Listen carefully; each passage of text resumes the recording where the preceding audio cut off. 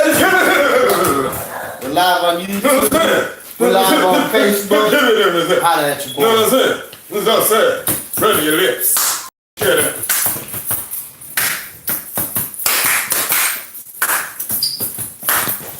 Hold the chicken, man. Bow Wow Harlem Chick, man. What's up? Yeah. Together. Killing me, baby. Oh, Y'all stay tuned. We got I saw had people take teachers taking away kids' pencils. Yeah. Y'all remember that? You still can't stop. Oh man. Take my pencil, steal your pen, man. Yes sir. Easy, real quick. No, I had to tell a story about Tokyo, man. Oh yes. All right. Since we're talking about bullies and yeah. I gotta tell the story, dog. All right. That'll be our segue into that. All right. Hey, you better watch my microphone, homie. Stick here. Got a big weed stash, pocket full of cash. You'll see the big old ass. It's Saturday. Oh, the whole time I thought they said it's Saturday. I didn't know that song's called Saturday. Say too fast. Why It called Saturday. I see you, girl. It's I funny. see you, I see you. All right, y'all. Let's see. Y'all ready? Hold on. Oh yeah. Yeah. Hold on. Like a deep voice guy in the 90s boy band. Oh yeah. I want to take the Duke Space. You give me some loving. You give me some loving. Some good A love. deep voice guy for Boys to Men. Love That's that. I used to want to be that. Deep voice guy for Boys to The Men. lead, With the cane, fam. right? Walking on the beach. in the white suit. Walking on the beach with the white sand. And Stacey Adams, bro. I ain't on the beach with Stacey Adams. I know, Like, dog. right. You know you tearing all of your church shoe up. Whole church shoes. Yeah, you lit can't even up, put the lit polish up on with that. sand, bro. Yeah. It look cool, but when you get out, I'll be live on Instagram. Man, we live on the Grams, on the YouTube, on the Make sure you give Facebook. eye contact when we talk. Well, Almost done. was that with the camera? Got y'all. Yeah. Hold on. Let me get. Shit. I'm gonna get a couple water real quick. Go for it, man. Doug, you gotta get a drink. Yes, sir. Let's get some clear drink. Yes, sir. We on Yeah, you still got this cup, right? From the earth. I don't want to leave the world. Oh, yo, I got Cokes and I got sweet tea because we in Texas, bruh. I ain't trying to leave y'all like that. You know what I'm saying? You can just leave the whole screen empty. You know, Everybody go get something to drink right quick. You know what I'm saying? hey, Throw the drink. I had to get that Nas, baby. Out here with throats drink.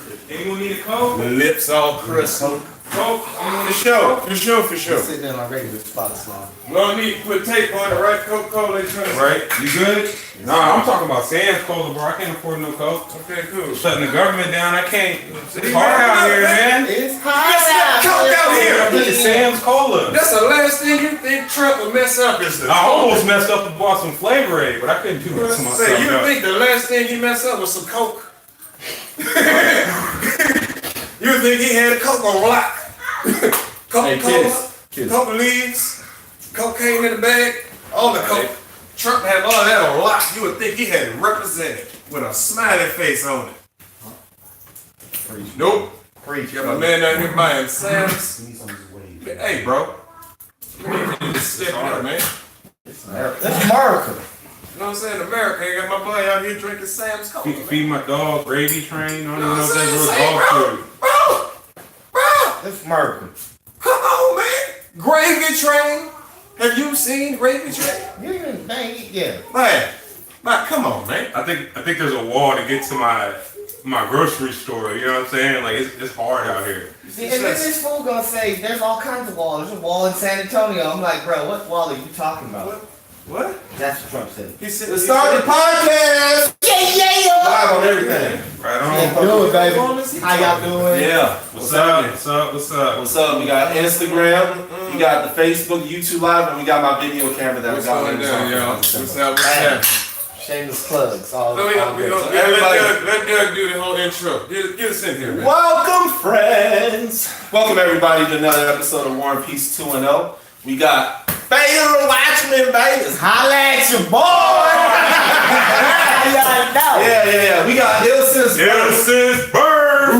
Yeah. Yeah, go cop that mixtape, man. For real, for real. That's on For real, SoundCloud, for real. YouTube. And man, if you're looking for dope lyrics, dope beats, that's your man right here. Right there. Yeah. We got my dog right here, man.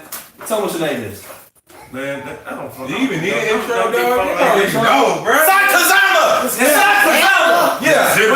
What's up, man? Yeah. Boys. Yes. You feel what Yes. I'm Dude saying? who got a Detroit San Antonio accent, man. And it's me, your host, Doug B. I'm just a dad. The dad, but he's the man. And I do a little podcast. See his You jeans? know what I mean? You see his Exactly jeans? so. Get his dad jeans on Yeah. there. He's ready. Oh yeah. Look at these. Look at that. Look at that. Seriously. Look at that.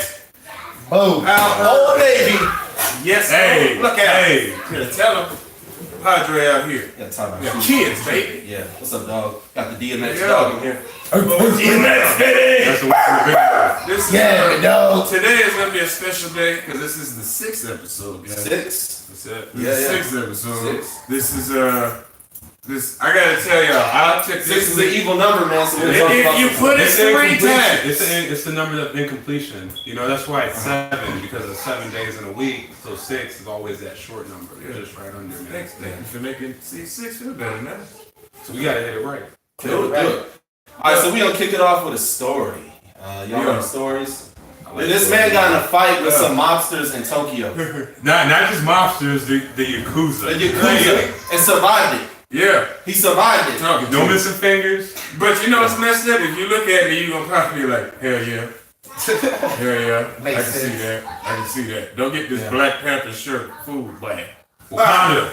Bye. Wakanda forever. But no, I wanted to tell the story because, like, I don't know if y'all remember, and I probably told you too, but if y'all remember, like, the text messages or the C-mails, if you will. You remember the C-mails? Yeah, That's what I we do. call it. Yeah. And if y'all remember getting them when it was all going down, y'all was at the house. I remember. So, basically, for the story, you gotta set the tone. We was in senior in high school is a senior trip. I don't know if all high schools do that. Yeah. You know what I'm saying? But senior trip. So we all, the seniors take off for a few days. We overseas, so we just go to Tokyo. We don't do nothing. That's for us. That That's is a trip. crazy. You You know, know, Okinawa on an island, right over here, a little small island right into Japan. Take you to Take a mainland. 2-hour flight to mainland Japan. Yeah.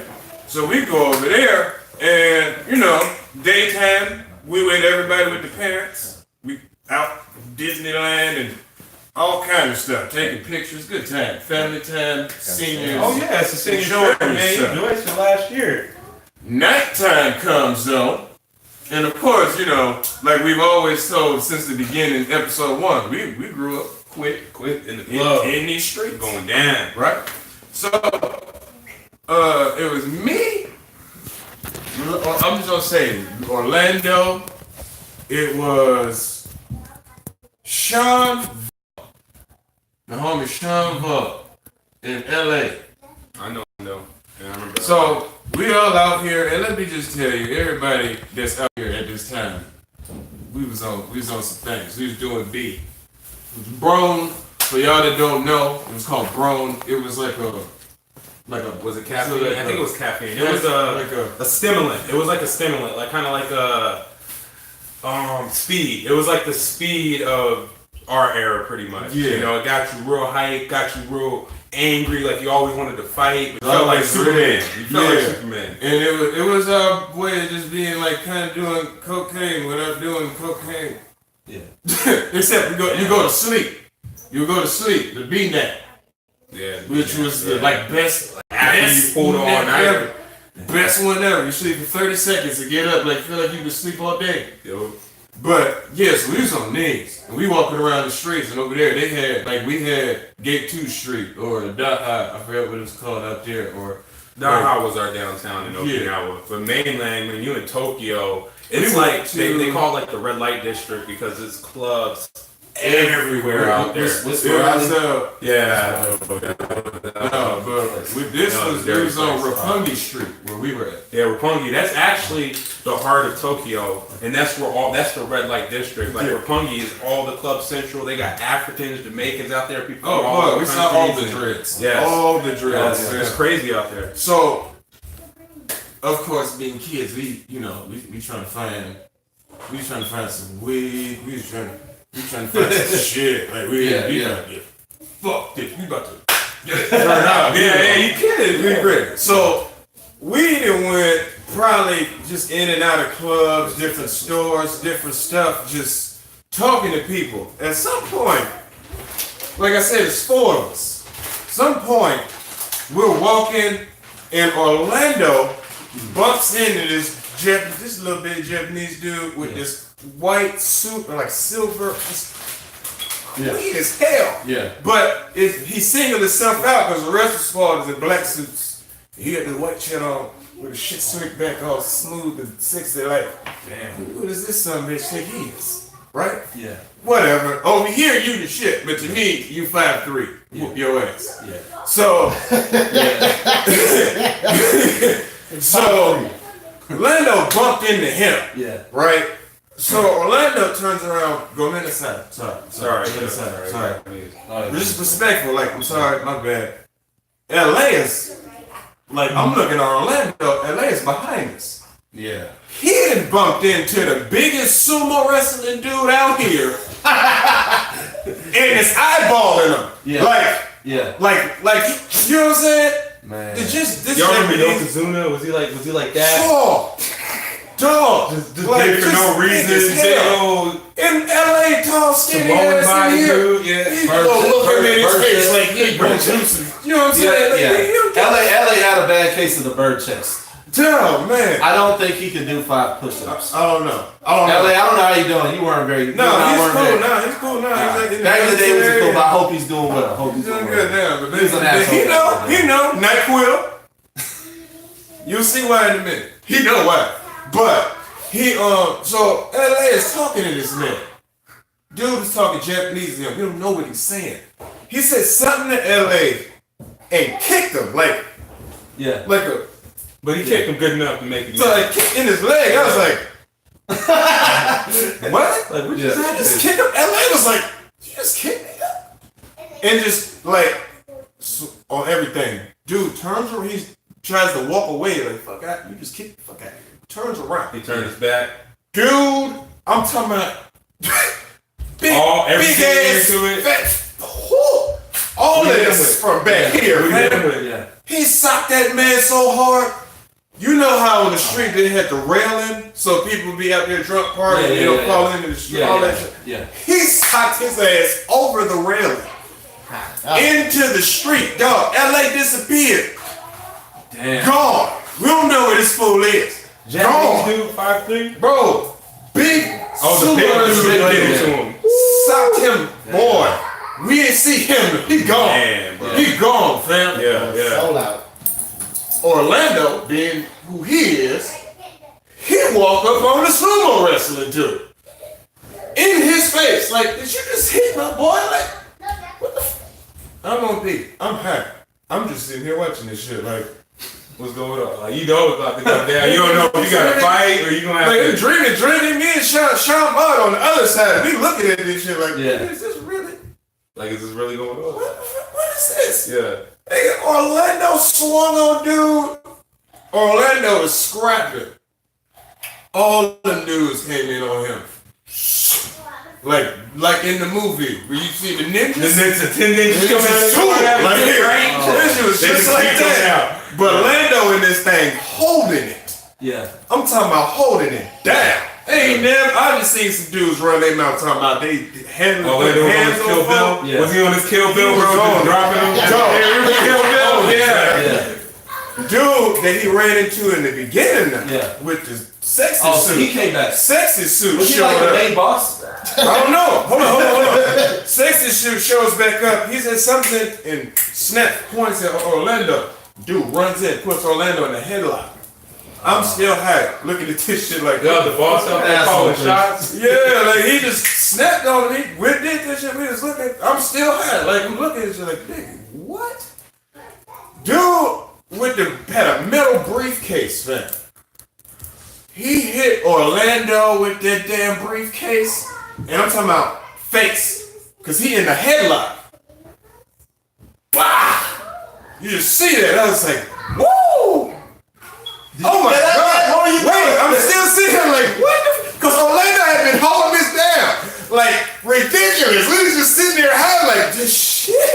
Nigga, this gonna be some crazy shit when we get home, dog. Like, this is gonna be cool. Dude probably said, I seen him sleep one more time. And Orlando said, I remember him telling the story, he said that he saw tunnel vision and he was ready to go out and it never came. And he woke up and all he saw was me doing the shit he was doing. Oh. So now he in the headlock back here, and right before dude hit him, I snapped out of my whatever's going on. Yeah. Like, I'd like to say, The nigga kicked Zama. Zama. Zama. Bam. Yeah. Four. And I remember socking dude hard. Yeah. And gone. And I remember stepping in front of Orlando, and I was like, oh shit. Because now I'm looking at the ninjas. You know what I'm saying? Holy shit, this is a lot of midgets. Yeah. And I just started like, Hey, right though. I'm not. They just short, man. They real can't talk, help it. this is a lot. And for me, I'm 6 already. Like I'm 6 foot. Like I'm already 200, 6 foot. I'm feeling pretty damn good about myself. This is a bunch of these people. I'm like, oh, Lando just held it down. Yeah. So I'm already like, boy, I'm okay, yeah. So I just started. I remember just people was running in, and I remember like the first one I hit, and he hit the floor, and that was it. And I was like, okay, I need to keep doing that. Yeah. That's just I had to think quick, so it was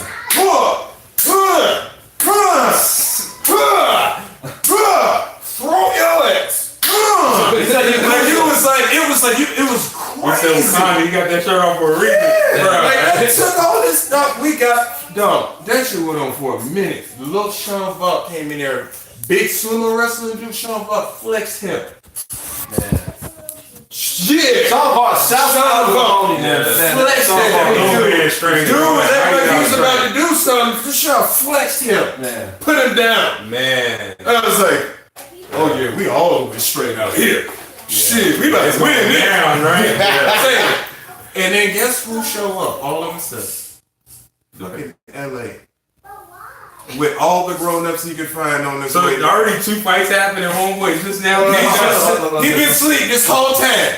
Now he coming back with all the grown-ups he could find on his way back. Coming like, Right. walking like this, like, hey, troublemakers. And they come up, and it was just a bunch of Jamaican dudes and blah blah blah. And apparently he went and told people like, yo, I'm 17, I'm out here for high school, I don't know what's going on. Blah, blah. That's what the rumor was. I don't know what he really said. Man. I just know in the middle of this fighting, it just stopped all of a sudden because a bunch of big ass black dudes came in there. And it was all Jamaicans and Africans, and I was like, oh hell yeah. Now it's Wakanda. Yeah. So now it's on. Now it's like, oh yeah, nigga, listen, you come on in.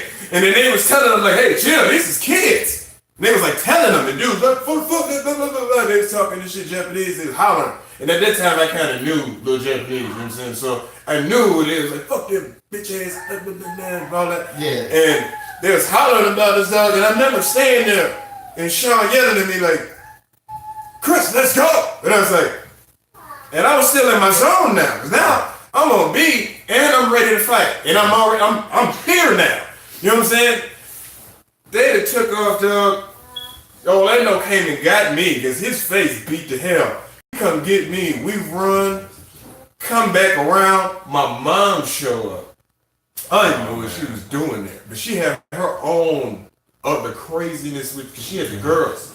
And you know, Rapungi, like we was talking about before, like you ready, you gotta watch, especially for the female. Africans, Jamaicans, all kinds So of the girls was out there, they had their own little shit, but when they seen us, Orlando bleeding, LA talking about his face hurt. It was like he just got hit by Sean is just me and Sean is tired, dog. The next day, everybody went on whatever the like group thing was, and we just stayed back with a camcorder, smoking cigarettes, drinking and shit, talking about, man, that shit was here last night. And then it was crazy because it was the Yakuza. We were like saying it's them. So everybody that we saw, they had slick six of hair. We was like, hey fam. Hey, what? There's 2 of them right there. What's that? Oh man. You just downstairs in the lobby, like, bro. We don't know folk like that. You know what I'm saying? Yeah. We was on it, dog. Yeah, and that that wasn't shit in your was crazy. face, yeah. But the thing is, we all had the text message, the C-mail. So before we got back to the damn hotel, somebody had already called everybody. Niggas had already called back home and told everybody, like, these niggas is clowning. They got into a fight and for punishment, and they telling their own version of the story. Real quick. And I all was that. in Puerto Rico when this had happened, and I remember Gary Sauterwhite, man. Shouts out to him wherever he is. I don't think on social media anymore. I probably should have done a shout out. But anyway, I heard about it in Puerto Rico. So this stuff happened in Tokyo. This is how much of a legendary moment that this was. So yeah, man. Yeah, like that was We got in a fight with the Yakuza. I hadn't even got back to the hotel room yet. By the time I got back to the hotel room, it was all love. Like, everybody was like, Palmer was blah blah blah blah, Sag was blah blah blah blah blah. When I got back, everybody that I had like a little bit of a problem with was like, say fam, I heard about what went down. Like, I heard the real story. Damn with everybody, I heard what happened, fam. Whatever you need, got you. And from that point on, Deadly Alliance was on some fuck. Yeah. Because we could do whatever, go with. We don't have no problem with nobody. Just tuning in, tell everybody just real quick what Deadly Alliance. Deadly Alliance was the rap group that I always bring up with me, him, and a couple more of our brothers out there. What's going on, boys? This is a rap group that we had back in the day. It was our group of kids. It was us. But when that happened, it was just open. Like, it was like, and then we're kids, so we think that's like the coolest, realest, most awesome damn thing ever. You know what I'm saying? So I'm walking around, my chest out like, yeah, bitch, so who wants some? Yeah. I just beat up a whole bunch of people at one time. What you talking about? Hey, Sakazana, you got the juice now. You know what I'm saying? So yeah, but that's a real quick story. You know what though, real talk though, like Chris, like ever since I known this man, I looked up to him because when I couldn't record, he knew I could rap. I spit. He invited me over. Curtis introduced me. Shout out to Curtis. He was DA. And he's Deuce, right? Deuce, young Deuce. Yeah. But my boy Side over here though, man, he just really showed me a lot. He put me on game with stuff, and I always looked up to him, and he's always been the one to have anyone's back no matter what. Any problem, any beef you have, you call this man, he's there. Like, no questions asked. No questions asked. That's just coming from. You see the circle, you keep the circle small because those are the ones you see. My circle is this. I know them. And we've known each other for years. We've known each other for years. These people. This ain't everybody, but you know what I'm saying? Like, I only go off of, this is for me growing up. I only go off of what I know and me seeing other people and going through my life. And my life is insane. There's a bunch of craziness going on. So I learned late as hell, but I know I needed to. What I saw was, when I wasn't around, like y'all, like people that I know, but y'all not, I'm not gonna get into no shit with y'all, no matter where we at. Unless somebody come to us. Oh yeah. You feel me? I don't go with you somewhere and be like, yeah, we gonna be on something. You know what I'm saying? It ain't gonna be like that. But every time I get out of my little group, something happens. Something crazy. Every time. When I stop hanging with Primo and everybody and start talking with y'all and all that, and then start meeting new people, crazy. Crazy. And it let me know I already had a whole, like, you sitting here and be like mad at yourself, high, doing drugs and shit. You be like thinking you by yourself and you're not. You had a whole group of friends the whole time. Yeah. Because even after all of that, when it's all done, when I picked up the phone, they called you. What happened? I answered, homie. You know what I mean? Same with y'all. Yeah. I didn't talk to this man forever. He called me and was like, what's up? I told him what's going on. He said, yo. That's dope you brought it up, man, because I'm trying to embrace my son, like, he wants to fast friends and he thinks, everybody around is a friend. But he's starting to realize that when he gets in trouble, who really has his back? Or the ones that are getting him in trouble, or the ones that are doing stuff to him that you would think are his friends. Right. It's like the same thing. Yeah, you know what I mean? So it's like, I'm trying to teach him. It's like, I asked him the other day, I was like, look at my circle. How many friends can you count on your hands? He's like, well, really, I only see you have really, and I'm like, my friends are my brothers, and you keep your circle small. You keep your your circle close. Because when you start getting loose and you start getting with other people, that's when stuff starts happening. People And don't that's know. kind of how what leads to like the whole problems with like social media and stuff. Yeah. When you live like that, and your job and your goal is to get as many friends Likes, as many possible, friends, yeah. that's what makes it crazy. It's because now you're inviting all the bullshit. And what's real when it goes down, you see who's there. You see who has your back. We can have a show. You We can have a show. Us three all got a show. Big show. Big old music thing happening, going down. And some pop off in there. You think I'm gonna look at the crowd and be like, my fans, what's up, guys? We on it?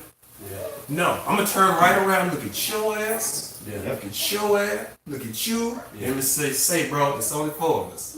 But Hey. they coming this way, and we need to get through them to get to the door. Yeah. Hey. This is what we do. It's gonna be a great story for later. You know what I'm saying? Right? So Remember that time that we took like 10 of them, but then we all like got our asses kicked. We were all bloody and we laughed at them. We're like, Nah, but you know my what? nose is totally broken.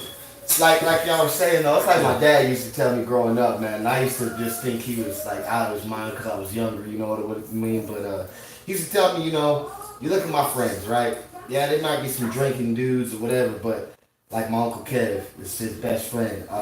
He could call my Uncle Kev at 4 in the morning and say, hey man, I'm in Austin with a flat. I ain't got no way to get home. My Uncle Kev gonna look at the time, he's gonna be like, man, you stupid son of a bitch, and then he's gonna get his ass in that car. right. And like I try to impose the same thing with my kids. It's like, you know, yeah, it's fun to have fun. It's you know, cool, yeah, you know, friends, it's always great, but you know, you want the friends that you can ask them for help and they gonna help you, not just, oh man, hey, we're gonna be over here drinking or some, you know, partying and stuff. You know what I mean? And that's, you know, a lot of that is like you said, life lessons. You learn as you go, but as you start getting older, you do notice how your circle just starts to shrink and shrink and shrink until You know you what? got I got a 3, 4 question questions, you know? I want to pose to you. This might be good for you too. Do you ever have, because like for me, like when I got to San Antonio, right? And I ain't trying to be weird, but when I got to San Antonio, I didn't have like a whole bunch of black friends. I got a bunch of Mexicans, right? Yeah. Like a bunch of. Did you ever feel like this? It's something like you around this all the time, and sometimes you're like, okay, I need to just step back into the blackness for a minute. Yeah, nah, Like, yeah. I need a minute. Let me get back over here right quick. You ever feel that? Well, I think that's cool. Is that normal? I think because it's I feel fucked up. I feel bad because I love my friend. That's my folks. Yeah, I exactly. love Lord. It's I just- love Lord. I mean, That's my girl. That's my girl. I think- Primo, what's up? I But think how I you feel, explain you know, it, like, I think it's a cultural thing. You know what I mean? Like, sometimes not really get back to your race, but back to your culture and how you were raised. right. Yeah, maybe I'm wording it wrong. Yeah, I know what you mean, though. It's a cultural Yeah, thing. yeah, that is a Yeah, beautiful like way to sometimes explain you want it. to just go back, like Because you know a group of brothers or whatever are gonna take like you gotta approach with different jokes in different cultures. You know what I mean? It's like seeing people eye to eye. Yeah. Like I could make a joke about something. It might be a hip hop derived joke, and I know most of my brothers are gonna get it. But if I'm talking to say like a basketball team that I'm coaching with parents, you know, who might all Caucasian and Mexican, I might tell a different joke. It's not gonna be maybe hip hop derived. You know what I mean? It's gonna be more towards their age level or the culture. But do you think knock it's- knock. Do you think it's more okay for us because we didn't grow up in or around just like we didn't grow up around just black people? I know, like we did it for sure. We grew up around everybody. So growing up, that goes into dating, making friends, just talking to folks. All of it comes into play after a while. Whereas somebody who just grew up in the neighborhood and you just all you ever seen black people, all friends. Well, I think for me too, personally, because like, well, I'm not exactly like how y'all were in Okie. Like that's like a totally different, like whole country and a whole different vibe. But like in Arizona, and growing up there, there's a lot of like Native Americans, a lot of Hispanics, but you also got a lot of like the Asians coming from California. Right.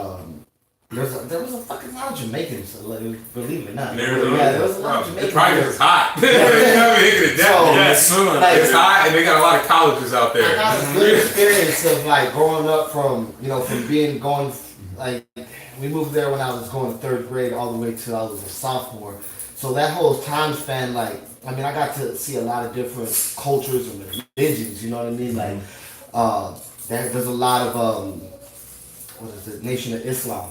Yeah. There's a lot of them because Louis Farrakhan, his house is like in Arizona and everything. So, I got to go to the mosque. Wow, I didn't know that. Yeah, he lives in Arizona. Arizona. Wow, I didn't know that. I believe he lives in Tempe, Arizona, if I'm correct. I might be wrong, but I know it's in Arizona. I know it's I've big out seen in the house. Philadelphia too. They got Yeah. big But, Nation of Islam moving out So there. I got to see, I got to go to the mosque with them.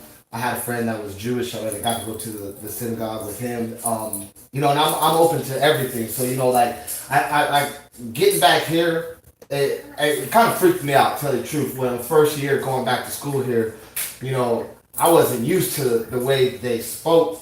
And not like like Spanish. I'm talking about just like the way they would joke, like, oh man, blah blah blah, man, like. Oh yeah, that took me up, bro. Oh my god, dog, that still throws me off sometimes. They're like, yeah, but I was at the store off on the Tread lightly, know where you at. Oh my god, I don't care, man. I know what time it is, Wayne. So you know what I'm saying? Sit Like, down, Wayne. I know what time it is. so it took me a little bit to get used to, but like you said, sometimes I was just so funny. like It's so I was in high school, my junior year, and I remember like the first day I'm there, and I knew a lot of the dudes from my neighborhood or whatever. So we get to go to school. I see a couple of them here and there, and we go to lunch, and it's just like.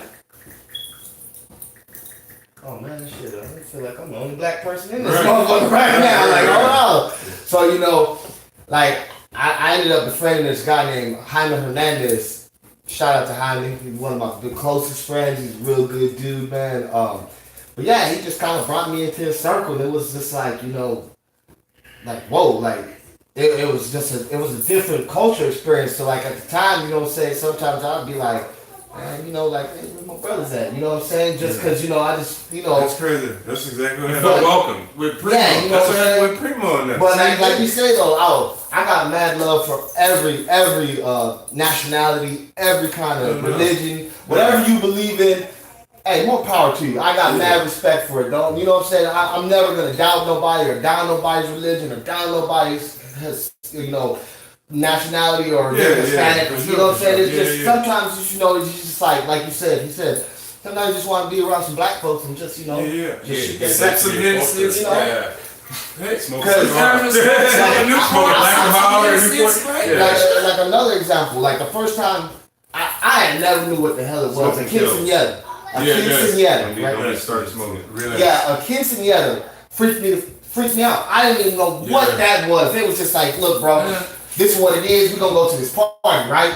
But it's like a birthday party. And a quinceañera it's a sweet 16, but it's actually 15 Yeah. for the Latin or the Mexican. I'm not really sure how to express that. It's across all. Is it across all? Is it like Puerto Rican? So I'm half Puerto Rican, so like a quinceañera is basically it's a sweet 16. celebration, But right? it's a 15. Hold on, so it's a celebration of a 15-year-old's like life for like a girl, only for a girl.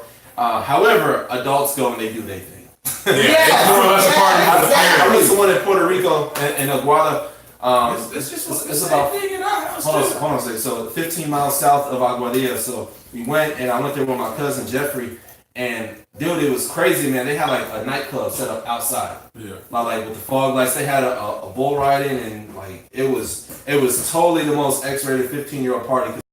30-year-olds wilding out, like people making out. It was. What it happened was at your party, crazy. Fatal? You said you went to one. Oh that was crazy. so the first time I go, like I'm thinking, okay, it's like a Yeah. regular birthday They had a party. nightclub outside, 50-year-old birthday party, bro, like that. Oh yeah. Yeah, That's so crazy. I didn't know, so just showed up, we man. just showed up like, yeah, man, all right, man, let's go celebrate old girl's birthday. You know what I'm saying? Boy, we walked in that motherfucking neighborhood. It was mayhem, boy. I mean, it was mayhem. They had a live band, and they going off singing their cumbias, and they dancing, and all of a sudden I'm looking, I'm like, everybody's dad is in this motherfucker. I mean, down in there. Hey, wait! Get What's up, dog? Hey! like the whole thing.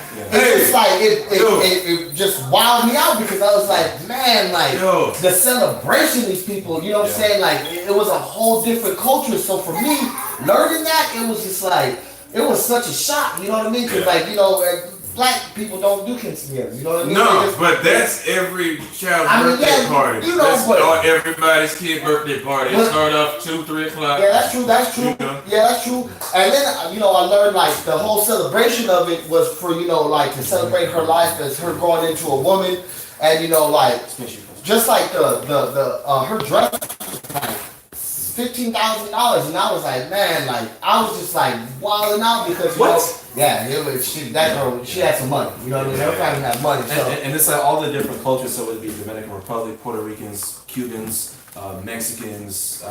You know what I mean? All the way down to Argentina. Argentina. So it's like, they all have their different way of doing it, but it's just like across the board. Okay, so that's cool to know. I didn't know that. But I know it's a cultural. Yeah, that's definitely. And so like, whereas in America they have, say Little Becky has a Sweet 16. You know what I mean? So it'll be different from like the way Latinos get down. Yeah. Similar concept. Y'all remember the show Sweet 16? Yeah, we were just TV? talking about that actually at work too. Yeah. We were just talking about But they would go hard, bro. They have like DJ Khaled there. Yeah. You know what I mean? It's like, Drake. Yeah, we got Drake and perform like that. Bro. Yeah. Can't even get a ticket to go see Drake. You got Right. Drake at your party. Yeah, absolutely. It's crazy, yeah. That's some big But you know money. what I did learn from being down here and all the experiences I've had with all the Hispanic friends that I have and people that I've met that are Hispanic.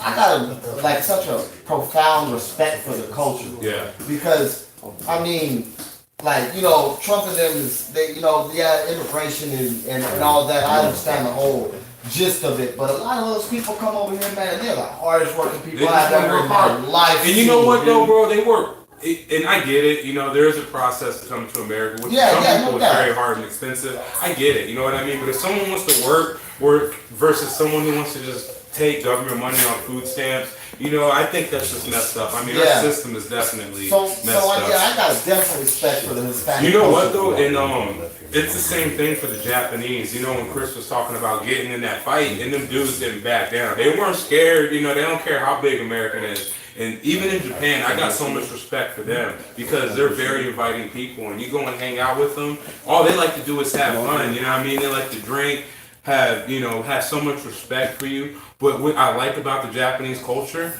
is the men are strict, and the men they stick by their families, and they have sound rules, and they're grounded. You know what I mean? As far as like discipline, and their family understands that. And I mean, I think sometimes cultural stuff like that can help you as a person, because if I just probably grew up here in America, I would have a different view on how my family's supposed to be raised. But growing up in different countries, I see, this is how they do it, and you see the effect of that. And I'm glad you brought that up. That's a great point. Is that like in Japan, it's considered rude if you loud. If you be loud and ignorant, like be loud, throwing your hands up, like it's like, hold on, chill out, just relax. You're in a public place. If you're out there hogging loogies, throwing litter on the ground. That's good old American fun here, but over in other countries, that's considered rude. Or like in Islamic countries, you'll get arrested if you litter in Turkey. I think. If you show the bottom, some countries, if you spit on the ground, that's it. They're locking you up. Oh yeah, and if you show in Islamic countries, you show the bottom of your shoe, that's considered rude, it's disrespectful. So it's one of those things where it's like that. It's a little too far on Pakistani law, but nonetheless. Just kind of know where you're at when you're over there. And have respect. Yeah, you can't be over in someone's country disrespecting them. You gotta respect their culture for who they are. And here's the thing: I can't say how many people I've met who were in Japan. They didn't like Japan because they try to make it like where they were from. Yeah, but Japan's Japan. What we did as kids, we brought the hood to Japan. You know what I'm saying? Exactly, like as far as like we didn't have to do that. And it was one of those things where it's like I remember hearing people like, Japan's boring, nothing here, man. It's not like San Diego, or it's not like Chicago, or it's not like New York. Exactly. Or North Carolina. Because it's Japan. You sound saying that? Yeah. You sound stupid. It's not like, but you know what? Stupid. It's Japan. You come out here and you tell someone you're in Japan, their face drop. They're like, fam, I wasn't here when I left Job Corps. When I got out, when I was graduated, everybody about to leave. We all going home. Everybody, where you going? I'm going back to the hood, to the trap, to my mom's house, grandma's house, to Chicago, wherever. Yeah. Say, bro, where you going? Japan. What? Where are you going? can I come? Where are you going? Yeah. I'm going to Okinawa, Japan. Yeah. Tell you, man. Why are you going over there? I didn't tell nobody that had lived at this point. You know what I'm saying? I was just over here. Man, I wouldn't tell them nothing about mine. Like, this is what it was. But I'm telling them, like, man, I'm going to Japan. What? Yo, I used to live there. Hold up, bro. This whole time you was... Say, man. And of course, you talking to a dude. First thing he asked you is what? First thing he asked you is what? Speak Japanese. Oh, you speak Japanese. That and what else? Oh, what school you go to? The girls. Oh, okay, yeah. Females, off top. Yeah. The women usually ask me, Yeah, do you speak Japanese? Little, Yeah. you know, over here stuff. Yeah. Dudes, nah. Yeah, what the girl You was speak like. Yeah, what the girl was like. Was you talking to the women when you was doing it? Yeah. How was you doing? What happened? What's it I like? ain't What even did gonna you? lie. Whole thing. Man, Just check whole thing. Yo, we all gotta take a trip one day, We man. should, man. Like for real, like we all just do it. Like literally, just do it. Like one ticket. I don't know. I mean, It's like 1,500. About man. 15 Okay, to 2. in-state, two out-state. stats. Yeah. no, not per person. No. You could get tickets Out-state. 1,100, 900. Like you Hold could- up, though. Everyone got the passports? Yeah, I'm getting I this got next it, season. man. Cool. This Good. next season, this next season. Okay, we'll get it, because mine's good for 10 years, so I'm ready. Yeah, so There we we go. are. Hey, man. Now we definitely gotta go, and I love going. Getting stamps. I love going to experiencing different cultures, man. Like I like to experience I love- as an adult. You know what I mean? Yeah, You you can show it can respect decipher and deserved. make more sense of it than you did as a child where you didn't really give it that. I feel like here in America, like I love America, but I don't like the politics and the things that we have in place. Like a lot of, I mean, that's a whole other topic. You know, but But like when I lived in overseas, overseas- it's probably the same. Well, here's the thing. You get to see something different. You know, for me, I want to see something different. I want to go like. I mean, I want to go to New Zealand. I want to go to Australia. I want to go to South Korea. I want to go to Japan. I want to go back to England.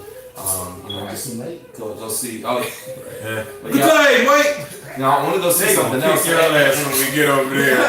Like I saw episode 6. right? I'm not I want to go to Australia, Europe, man. But no, like I just like. I don't know. Ramstein, Germany, man. I want to go out there. For me, man, I love traveling, man. I love getting away from everything. Just getting away from everything, you know, like You make a point, man. The way our government's being run, like a communist government, it make me want to move back to Japan for real. Oh boy, if I could have already been gone, I'd be podcasting from video. Hey fam, I'm We gonna on the be on the seawall on the beach. Pacific Ocean, bro. On the beach. Sunset Beach, Yeah. no damn reason. Just out here, living my best life, playing the song in the background, just on the beach. Don't gotta keep the strap. Ain't none of that, man. No, yeah, Chilling. like Just man, when I chilling. came back and I had to go into like I'm riding. Well, I had a cousin. I had to go with him to go pick up his onions. You know what I'm saying? Yeah, I used to yeah. ride with a knife in my sock, pistol on my shit. Like I didn't have to do this before. yeah. That was so aggravating to me. I did not have to worry about that. I don't know what you're saying too. Is that like here in America, we have a medication or pill for almost every type of thing. It's not supposed to be that way. You know what I mean? Oh, here's this pill. That's why Americans are so dang crazy. I'm not talking all Americans, but generally speaking, man, there's a lot of stuff going on. I mean, you look at all the shootings that are going on. You look at all the mental illness that are going on. You look at the prison system. You look just kind of everything, and it's like our people kind of living in a mirage. You know what I mean? Well, that's all that pill is. Entitled little pricks. You know what I mean? I don't care what political party they're entitled little pricks. Like people owe them something. Like no, nobody owes you nothing at the end of the day. You don't think people? There are people out there that are now? sick and need it, but the people that they're just feeding it to, But like in other countries, these issues don't. they don't do that. They Yeah, they near- don't have that kind of It's near to none. yeah. Australia near to none. New Zealand is the most peaceful country. Low on the crime- planet. low crime rates. I think in those countries they probably have their own thing that we don't know about. Because it's just because like over here it was a crack epidemic here doesn't mean like unheard stuff in that could be Australia going on they there. didn't have Some kind of something. epidemic or- It wasn't crack, but it was something of the sort that did them. You know what I mean? So I don't want to. Yeah, like you gotta remember that it's not. It's a lot. Some of the stuff it's not even what we see. You know what I'm saying? Because we're here. We see here. We see what's going on around here. We don't see I'm with y'all. all this other stuff going on around us. We don't see outside of the country. We barely see outside of our own cities. You know what I'm saying? So I know we really not paying attention outside of the state in the whole country. And if we're not paying attention to that, I know damn well you don't know what's happening in Africa. You know what I'm saying? As much as all us black people talk, we can't tell me shit about Africa. Not one. You know what I'm saying? It's all cash money shit. They'll tell you some shit some white boy told them, but they can't tell you no shit that they know. Yeah, that's true. You know what I'm saying? Then they making all this money, they in Dubai and everywhere else. You know what's crazy though? Why Why is all the poorest countries like the African countries? Because Africa's a rich. it is one of the richest. If you go on the list of poor countries right now, and I mean like I'm reading right now, it says it's like Brazil. Solomon Islands, Yeah. Benin, New Guinea, Yeah. Mali, Afghanistan, Rwanda, Chad, Ethiopia, Zimbabwe, Haiti, which is not African, but it's an African culture. Uganda, or Burkina Faso. Like, a big thing is as well too is like, now my brother Good God Ike was on episode 2, man. Hey, shout out to Ike. Yeah, that's like my for real brother, man. Still watch that episode, my boy. Yeah, episode Still 2. But man, let's just call it what it is. Africa, and even to this day, is still being raped of their deposits and all this stuff. And it's not just white people are doing it, it's the Chinese. Yeah. They're moving in and they're setting up shop over there. And it's like, I don't hate nobody, man, but like when people take advantage of another culture, it doesn't matter who it is, it's wrong. It's not even a color thing, it's just freaking it's wrong. They've been taking advantage of that culture for centuries. So, diamonds, slavery, like yeah, absolutely. I mean, dude, there was slavery in Africa, not only still going on today, but like actual slave, as we know it, the study in history books of America, going on in the 80s. So in certain parts of the country. And I was looking into the conflicts that were going on in the Democratic Republic of Congo, and it's wild, man. Oh my God! You look at King Leopold. Everybody talks about Hitler. all these bullies. Never forget what Hitler did. Never forget. But when black people they bring up something like, "Oh, can you just move on?" Like it's like, and I hear it all the time. But a lot of stuff wasn't that long ago. For some people, it's their great grandparents were slaves here in America. And if you take it back over to Africa, like King Leopold, you know what I mean? They had a genocide where I think they killed, I want to say 10 million Africans. I mean, they castrated black men so they couldn't reproduce. I mean, so a lot of these issues, you know what I mean? The PTSD, these weren't dealt with, and you have what's called generational curses. And I'll give like my birth father, for example, you know what I mean? His dad died when he was 6. And not to go too much into detail, but this is a white man, and you know what I mean. Generational curses. I didn't know this. Like my great great grandfather, they all died young because of alcohol. It's a generational curses. So it's not just a color thing, but when you have the stuff that black people have been through, you know what I mean. It's a lot of generational curses and things that were never really dealt with. And how can we deal with a problem if a lot of folks don't even want to acknowledge that there is one? Yeah, True that. How can we deal with the problem? Just like, oh, well, you know, let that junkie hang on to something like The biggest problem, I think, one of the biggest problems is the fact that everybody's as an individual, that's really all we care about. We don't really care about the next person, the next man, the way people are. Like, we don't. We just don't. We don't. I know other black people that don't really give a damn what's happening with other black people. They won't focus on what's happening with them. I know white people like this. I know Mexicans. I know people like this. Like it's just out there. You know what I'm saying? Everybody's an individual. You know what? This week I had a whole thing where I was watching Nikki Giovanni, James Baldwin. These names, I want y'all to look them up. They were back in the 71. They had like a conversation. My man was like 52 at the time. Nikki was like 20. And they sit down and they talking about black people at that time. And if you sit down and it's like 2 hours. I sat down for 2 hours because I messed around and got inspired and wanted to see what was happening. If you listen to them talk, some of that stuff we still saying right now. Yeah. You know what I'm saying?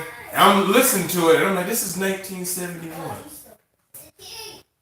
We still talking about it. And then on top of that, I had a whole thing. I went from look at how black people presented themselves back then.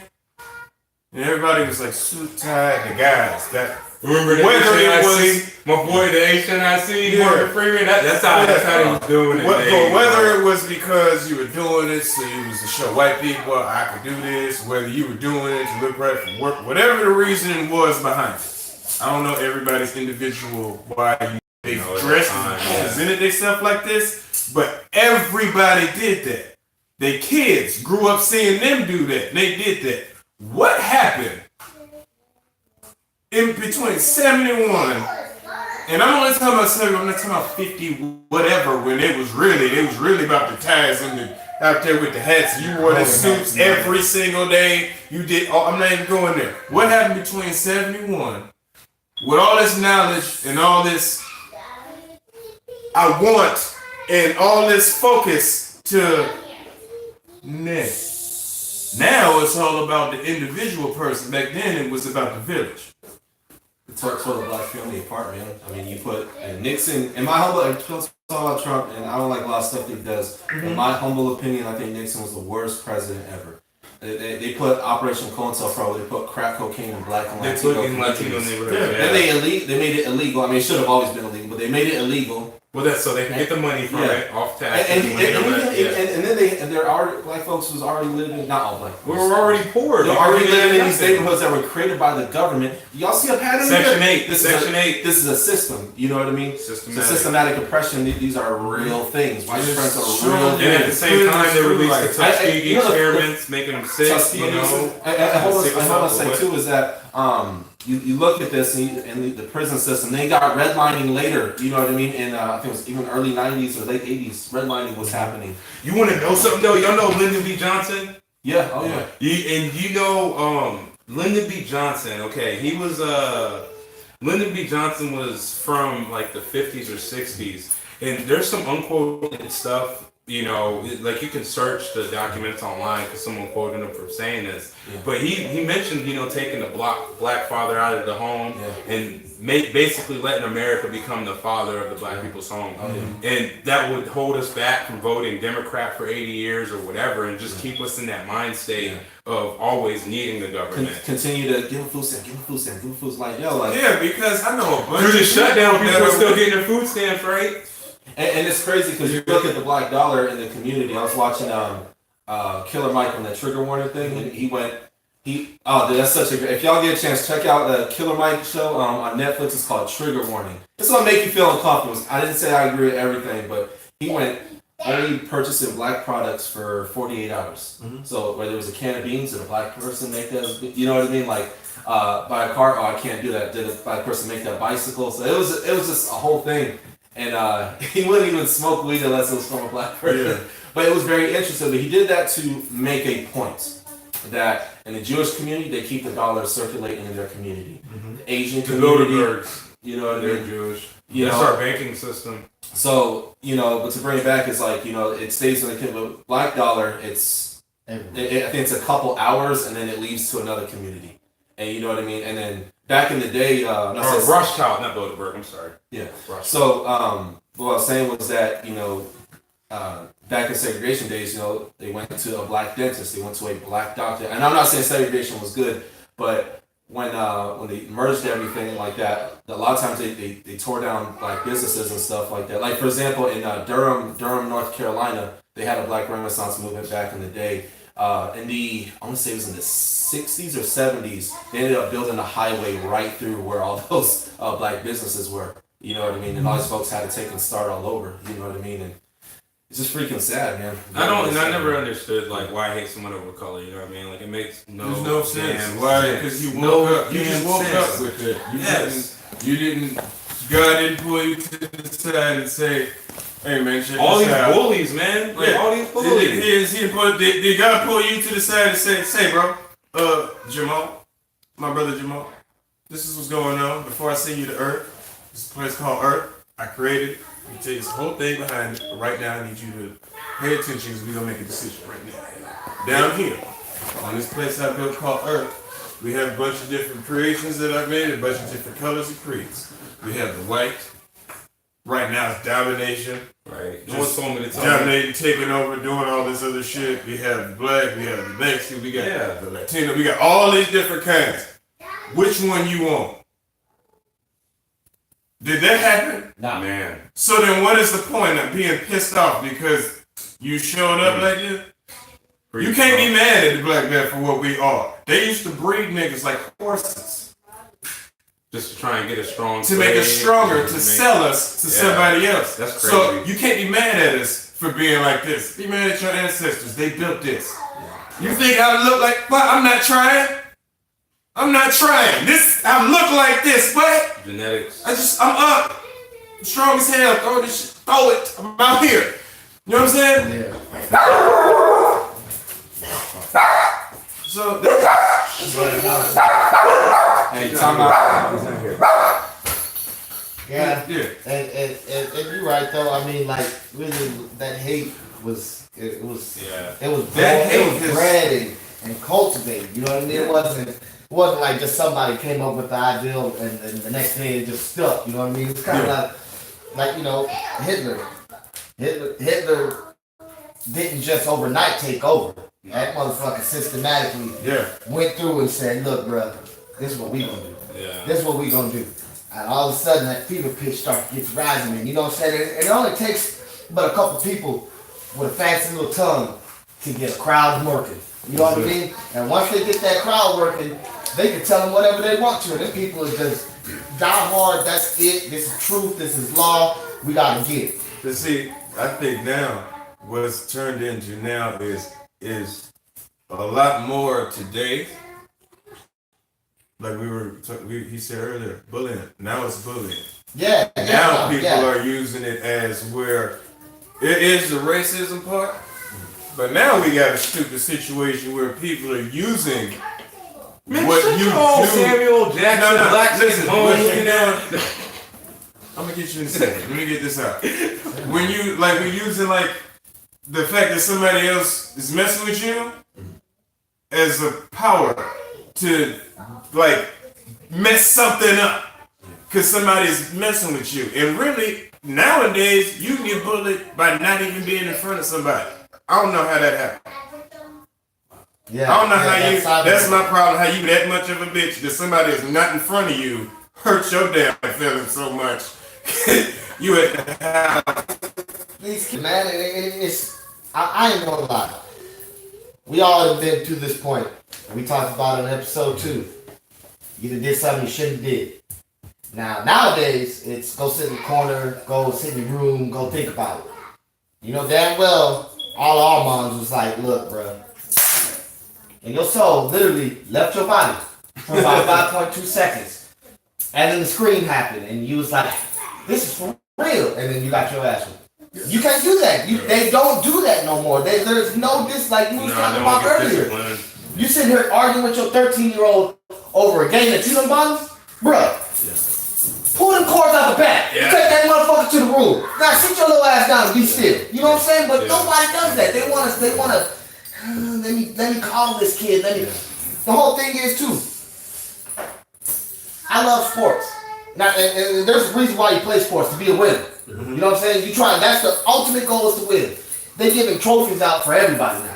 Mm-hmm. And this is in America, and this is what's holding a lot of these kids back, because, like you said, it's easy. They get this complex, this mind thought. Okay, well, I don't have to do all that because exactly. they're gonna tell me I did a so good job anyway. Now instead of being like, I want this, I'm gonna go get this, they're just saying, well, come on. That's why America If you don't do it, they still think you're gonna coach easy. them and say, hey man, you're doing a good job, just so you know. And They just want that. And I That's got all no problem they with want. somebody, saying, hey, look, man, you gave it your best, blah, blah, blah, to the worst person on the team, worst kid, whatever. But don't send this kid into the world talking about, man, you the greatest kid. And you set him up for failure. Because that is not right. You're not helping nobody. Yeah. You're not helping them to step up their level, to elevate their game. You're just telling them, hey man, you get past. And that's the thing that kills me. It's like I tell my son, my 5-year-old, he likes to. Yo, before you said something about speaking and with the tongue. You reminded me of Psalm 52, and the Lord says, "Why do you boast the evil, Almighty man? The loving kindness of God endures all day long. Your tongue devises destruction like a sharp razor, working deceitfully." So you know what I mean? Like, yeah. Your tongue can make an impact on the world. You don't have to physically hurt nobody, but the words you say gotta come from here and not from here. Yeah. And I'm glad you say that. You gotta be for the people, man. You can't be for yourself. And Yeah. that's what we have a lot of selfness and a lot of weakness because people are quick to say good job, but nobody's quick to say, hey, you messed up. Yeah. And you need improvement. You need to get better. As a supervisor, as a basketball coach, I have to do that daily. You got to be real with people. Even your children, don't lie to them because you're setting them up for weakness and for failure, and they're not going to succeed. Yeah. I read this quote from this is the last thing I'm gonna say. I read this quote the other day from Bruce Lee. You know, it said, instead of seeing yourself surrounded by 10 of your enemy, you go into the room and you say, they're surrounded by one of me. Stop playing the victim role and start taking the assertiveness to be the best. Thank you, Bruce. I'm glad you said flow like water. And I read that, I said, man, yeah. that is so true because a lot of us do that. I mean, sometimes I'm a victim of doing that to myself too. I'm like, oh man, you know. You get caught up in. Yeah, you know, you're already downing yourself. You're already putting yourself into a predicament to be like, I'm gonna second guess. I'm gonna question myself. Instead of saying, you know what, I may not be the best, but if I put my heart and my effort to this, I can be the best. You know what I mean? No And that's like I was saying. That's what I try to tell my 5-year-old. Like he likes to race and like to do this and that, but he gets upset and wants to get all huffy puffy when he loses. Right. And I'm like, you can't do that because there's gonna be times in life when you fail, and you just gotta be ready for it. You know, you can't. Yes, you can feel bad about the failure. You can say, hey, you know what, man? Oh man, I wish it would have went this way. But in the end of the day, it went to where you failed. It's not about the failure. It's about how you pick yourself up, present yourself to the next opportunity. Because you know what? If you're sitting here, say, just like me, when I went to go apply for this job at Data Buses, I wasn't sure I was going to get it. And I was kind of doubting myself. But I said, you know what, man? I was a damn kitchen manager for Carl's Jr. before this. I know I'm good enough to do this. Yeah. I'm going to get this job. If I had kept myself low when Carl's Jr. had went under and I didn't have no job, I would have never got that job because I wouldn't have had enough of the moxie to say, you know what, I got this. I'm walking there. You saw potential in yourself. Exactly. Right. So instead of always seeing that low point happens. It's kind of like an arrow. That low point is when you're pulling back. But if you keep your eye focused and you keep your aim on the sight, when that thing slings back, exactly. That's real. You know what I mean? Say it, man. Out here dropping jewels on I'm trying, man. Hey. But say, I want to ask y'all, what do y'all do? Because y'all got girls. Oh man. So all right, I'll go first. You know, for my I want daughters, to know how you. I want to know. Y'all remember that commercial, "Hit Like a Girl" or "Run Like a Girl," whatever? Yeah. And you see people like. So when I ask my girls, hey girls, come out here. Yeah. Hey, come out here. Come on, we're gonna show y'all, put y'all in the world. All right, we ain't gonna use your first name. Let's call you J and L because I keep stuff private. Hit like a girl. Hit like a girl. Woo! Woo! Hit like a girl. Make it bleed. Make it bleed. That's what I'm talking about, big girl. Yeah. I'm proud of you. L, go ahead. Oh, she ready. Oh, man. I think she got even feel one. Yes. Hey, chill out. We got the dogs in. Yeah. Go ahead. So that's what I'm talking about. If you just listen on audio, you didn't see it, but my girls just punched the crap in my hand. It looked like she broke it, bro. They're probably gonna shaking. Right. Yeah. Their hands gonna hurt. That's good teaching. You teach them good, they do it right. So yeah, and sometimes I do slap box with my daughters, man. Just so I let them know the world, like, yo, you gotta be tough. Like, as you had mentioned earlier, you made some beautiful points earlier, Ian, is that, you know what I mean? Like, we gotta get our kids ready for the world. We do, man. We gotta prepare them. Yeah. We gotta prepare them. You know what I'm saying? And it's one of those things I teach my girls that have high self-esteem. You gotta build these children up. Because this is the time in their life when they're young that you need that confirmation. So that's why when you have someone, maybe it be a parent out of the home or like whatever the situation, or say I had both parents at home, but you know, both my folks was drinkers growing up, you know what I mean? So I didn't have that confirmation of like love, and I was always searching for that. It took me to really my early 20s to get married to my wife, Jay, you know, to really discover that. But to bring back to parenthood, man, it's like, man, I'm big on self-esteem, but at the same time, when my kids mess up, I let them know. And they know how to deal with failure. Because you're gonna failure. And failure is a beautiful thing, man. If you use that, you can use that as leverage for growth. You can use failure as leverage for being better. You need failure. You need failure. It's the only way to get better. Failure. You can't always win. You can't always Absolutely. win. So it's one of those things where it's like you need it at the end of the day to succeed. We do need it at the end of the day. Like everybody's gonna fail at something. Yo, Michael Jordan was dunked on. And he was benched. And he was crossed up by Iverson. Ooh, that was bad. He even did the. That was the greatest thing ever. That's true though. Yeah. That's true though. You know, and Iverson never got his championship. He never did, but he crossed the hell out of Jordan. It's like my daddy used to tell me too, man. You take that failure and you hold it hostage. Until the next time when it gets out, and you go catch it again, you hold it hostage. Cause that, like Doug said, man, failure is the most beautiful thing. Sometimes you don't need to win. You don't need to succeed. You need to be knocked off of the perch you're on, so you can look up and see the picture for what it's worth instead of just being in the picture. You know what I mean? So that's a great point. Like people don't embrace failure enough. Yeah. Oh yeah, absolutely. And it's one of those things where it's like, man, when it comes to failure, like for example, I remember living in Rhode Island. We were poor. I lived a very privileged life growing up. I was a military brat. I always had everything that I wanted. Dependent, yes. Everything I wanted, I was very privileged. And but that being said, we live in the projects. Man, I'm newlywed with my wife, and I had a newborn daughter on the way. And we had relocated to North Carolina. It didn't work out. I went out there, I was trying to join the police force because I wanted to get into the community and help out people and stuff. And we ended up moving back, and all that failed. All that blew up in my face. And I had people reminding me daily. Then we moved to Orlando, and then my wife got ill. Glory to God, she's okay. And then her dad's cancer came back. It was a whole thing, so we moved back up to Rhode Island. And then everybody, for like, between those two moves, we were back in Rhode Island for a combination of like 5 years. And people were constantly reminding us of our failures. Didn't you move? What happened? Didn't you go to the military? What happened? And instead of being an alcoholic, just sitting there and be like, man, I don't feel sorry for myself. No. I took that anger as it was anger. It was rage. It was depression I dealt with too because of my failures. But God gave me the strength and we moved to Texas. I've been here for 7 months now. I had the job of my dreams. I got a podcast with my boys here, man. And it's one of those things, but you got to use that anger, that disappointment, you know what I mean, to towards your goals and stuff like that. You got to use that anger and disappointment to be better, to sharpen your craft. And you'll probably fail again, but keep getting back up. Keep getting back up. What did you say? You're a teenager, huh? Yeah, I do. It's harder. It's harder with a teenager because she's coming to that age where. You think you have control of the world, but you technically don't. She tries to keep herself in a room and distance herself. And I let her figure it out. Cause my daughter, she gets straight A's. She plays basketball. She wakes up early for practice. She's very responsible, and I praise the Lord. And the most real thing is that her real father isn't around, so I get to embrace all that beauty that he doesn't want to embrace. It's a blessing to have a child. You know what I mean?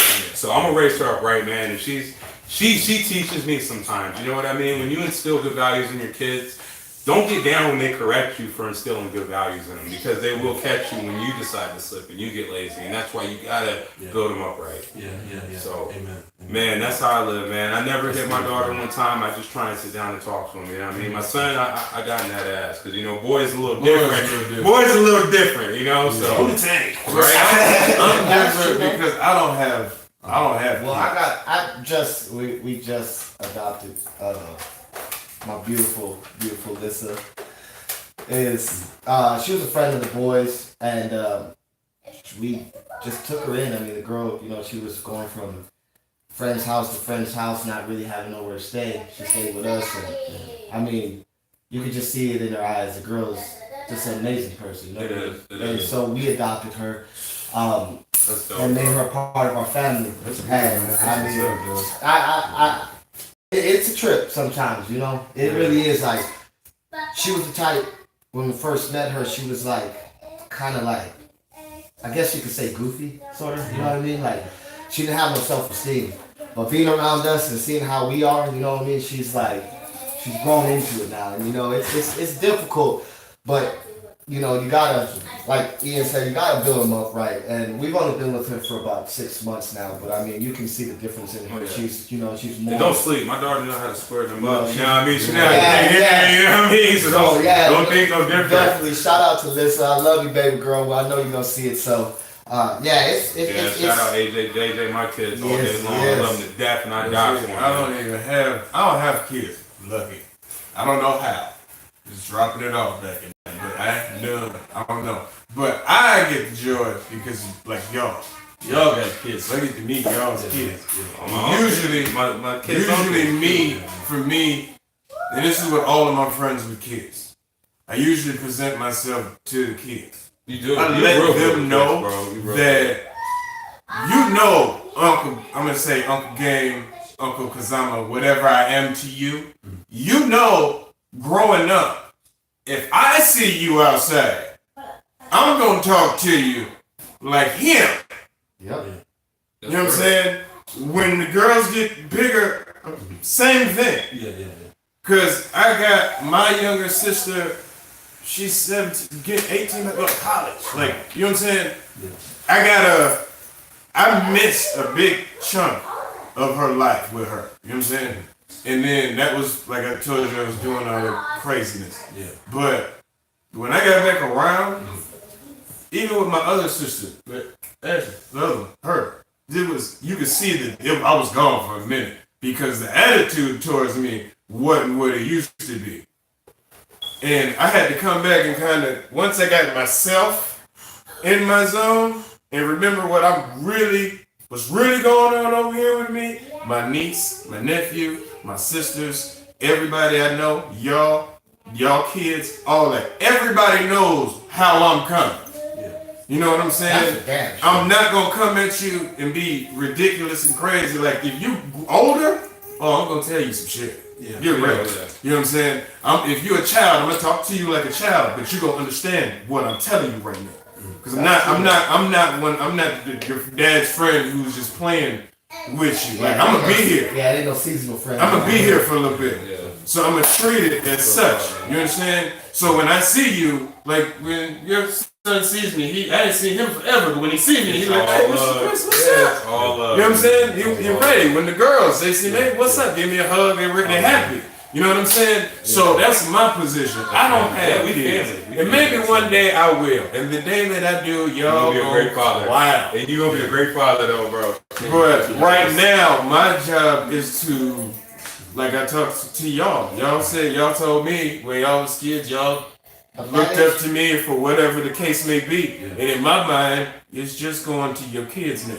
Yeah. So now your kids are gonna see not just what you present as a man, but also what I present. And that's one thing I And can't what I present appreciate is a lot of times gonna be the nigga that you don't You keep it real, Chris. That's why I love you, bro. You keep it real all the way through. Like you're not trying to see that all the way. And if you, like I know my younger sister, I told this joke a long time ago. I said she don't know what a real nigga is.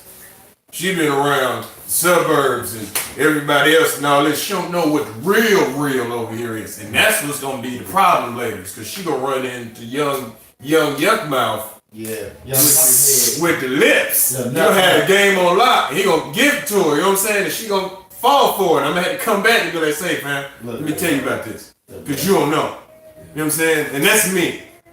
I went through a lot of stupid junk in my time and in my whole life that I can use in talking to other people. And I use it when I'm having these conversations about stuff. So when I'm talking to these kids, I'm gonna tell you. And that's what I feel like my job is. As your friend, as your brother, whatever you call me. Even if I just meet somebody and God says that's gonna be a seasonal friend, their kid is gonna remember me. I have friends now that when I talk to them and say, hey, what's up? And they tell their kid, hey, I talked to Uncle Chris. And they're like, oh, for real? Yeah. Hey, what's up, man? They hear him in the back of the phone hollering at me. You know what I'm saying? Yeah. But that makes me happy. Yeah. When I get to see, and it's not just black kids. It's my white friends, too. Yeah, it's all. It's my Mexican friends, too. It's my everybody. All of them. When they see big black-ass Uncle Chris come in here, know what time it is. No, but you make a good point, though. I like to say that, Chris, because it's like even with your friends, the friends you bring around your children, make sure they're like-minded like yourself. Yeah. And they're going to instill the same values that you're instilling, and your kids are just going to grow. You know what I mean? Yeah. So, Because I know for a fact there's a lot of things that I disagree with. I'll probably disagree with me, but there's a whole lot of shit that we could teach somebody and tell them, and together they would understand. You know what I mean? So that's kind of where this podcast came from. The fact that we can be able to get together and have these conversations to hit somebody with it. So, you know what I'm saying? That's definitely what I always bring that. As far as y'all's families, wives, all of that. I'm always going to be this. Yeah. So, and I never changed. I've been like this all my life, pretty much. So, whenever I talk to your kid, like I said, if you 10, we talk to you like a 10-year-old. Hey, man, just relax. Relax, my boy. My nephew. Hey, man, chill out. When you get older, you say, hey, bro, what are you doing? yeah. You know what I'm saying? And then he gonna get to another age. I'm like, look here, little nigga, you got one more time, my boy. You gonna catch this You know what I'm saying? Like it's gonna go grapples to it, but it's not gonna. I'm just not gonna be talking to an 8-year-old like you know what I mean. Like So I'm gonna respect it, but just know, man, I catch you outside. Whether I've seen you last week, last month, last year, 3 years ago, when I see you outside acting crazy, just know I'm gonna snatch you up. Yeah. And when I do, I'm not gonna have to call your parents, because when you get to the house, you gonna tell. You gonna be quick to tell on everybody. So get to it. You feel me? All right, y'all. Well, hey, that's another episode of Warandpeace 210, man. 210. Man, thank you all, man. Everybody, man. Thanks for tuning in. God bless y'all. Yeah, man. Hey, we finally got a Facebook set up, Chris. I'm sorry. Our URL for Facebook is going to be facebook.com /Warandpeace210. So check us out. We on SoundCloud, Twitter, Instagram, Facebook, and also YouTube. YouTube, you do got to type us out on there. So other than that, man, we appreciate y'all, man. God bless. Peace. Kristen Morris, Xander Morris, Damian Morris, Gerard Jones, and Zion Gotham. Holla at your boy. All right, fellas. I got to go to work. Peace out, y'all. Warandpeace 210. Yeah. I stayed late for y'all, so tune in. I appreciate you, man. No doubt. Thank you, man. No doubt, bro. Good, Wanna man. shut your Check camera it up, you boys. Good.